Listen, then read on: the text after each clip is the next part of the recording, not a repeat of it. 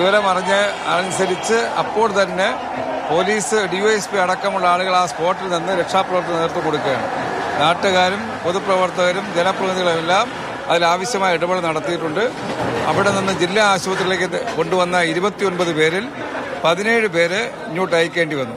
ബാക്കിയുള്ളവർ first aid കൊടുത്ത് കുഴപ്പങ്ങളില്ല. ഒരാൾ മരണപ്പെട്ടു, 60 വയസ്സോളം വരുന്ന ഒരാൾ മരണപ്പെട്ടു, ഒരു സ്ത്രീ.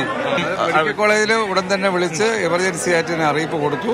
ജില്ലാ ആശുപത്രിയിൽ അറിയിപ്പ് കൊടുത്തു. അവർ അലർട്ടായിരുന്നു. അവരാവശ്യമായ ഫസ്റ്റ് എയ്ഡ് നടപടി നടന്നുകൊണ്ടിരിക്കുകയാണ്. ഞാൻ അകത്ത് കയറി കണ്ടു. ആ മെഡിക്കൽ കോളേജിനകത്ത് കൊണ്ടുവന്നവരെല്ലാം അതിൻ്റെ ഡോക്ടേഴ്സും സ്റ്റാഫും എല്ലാം ആവശ്യമായ ചികിത്സാ സൗകര്യങ്ങൾ ഒരുക്കുകയാണ്. ഗുരുതരമായ പരിക്കിലേക്ക് എത്തിയില്ലെന്നാണ് എനിക്ക് കിട്ടിയ പ്രാഥമിക വിവരം.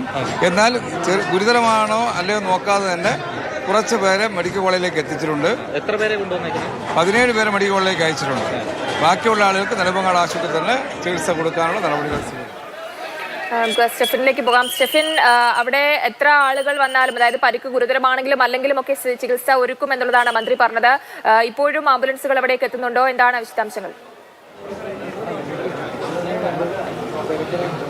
ജയലക്ഷ്മി, നമ്മൾ മനസ്സിലാക്കുന്നതനുസരിച്ച് 20-ന് മുകളിൽ ആളുകൾ വന്നിട്ടുണ്ട്. അതായത് നമ്മൾ ഇവിടേക്ക് ആദ്യം എത്തുമ്പോൾ ഏതാണ്ട് 13 പേരെയായിരുന്നു ഇങ്ങോട്ടേക്ക് കൊണ്ടുവന്നിരുന്നത്. പിന്നീട് ഏതായാലും അതിനുശേഷം ആംബുലൻസുകൾ ഇങ്ങനെ വരുന്ന കാഴ്ചകൾ, ഇടതടവില്ലാതെ വരുന്ന കാഴ്ചകളാണ് നമ്മൾ കണ്ടത്.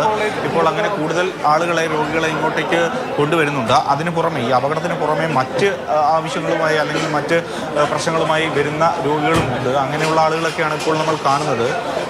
അപ്പോൾ യഥാർത്ഥത്തിൽ എത്ര പേർ വന്നാലും അല്ലെങ്കിൽ ഒരു പക്ഷേ ഒരു 40 പേർ അല്ലെങ്കിൽ ആ ഒരു സംഖ്യയിലേക്കൊക്കെ വന്നു കഴിഞ്ഞാലും ഇവിടെ ആരോഗ്യ പ്രവർത്തകർ അവർക്ക് വേണ്ടുന്ന പ്രവർത്തനങ്ങൾ നൽകുന്നതിന് വേണ്ടി അല്ലെങ്കിൽ ചികിത്സ നൽകുന്നതിന് വേണ്ടി ഇവിടെ ഉണ്ട്. അതുകൊണ്ട് തന്നെ ഇവിടെ വന്ന ആരുടെയും പരിക്കും വളരെയധികം ഗുരുതരം അല്ല എന്നുള്ളതാണ് നമുക്ക് മനസ്സിലാക്കാൻ കഴിയുന്നത്. എങ്കിൽ തന്നെയും ഒരു പ്രത്യേക പരിഗണന അവർക്ക് വേണ്ടതുണ്ട്. അതുകൊണ്ടാണ് നെടുമങ്ങാട് ആശുപത്രിയിൽ നിന്നും അവർക്ക് പ്രാഥമികമായ ശുശ്രൂഷകൾ എല്ലാം നൽകിയതിന് ശേഷം ഇങ്ങോട്ടേക്ക് കൊണ്ടുവന്നത് എന്നുള്ളതാണ് നമുക്ക്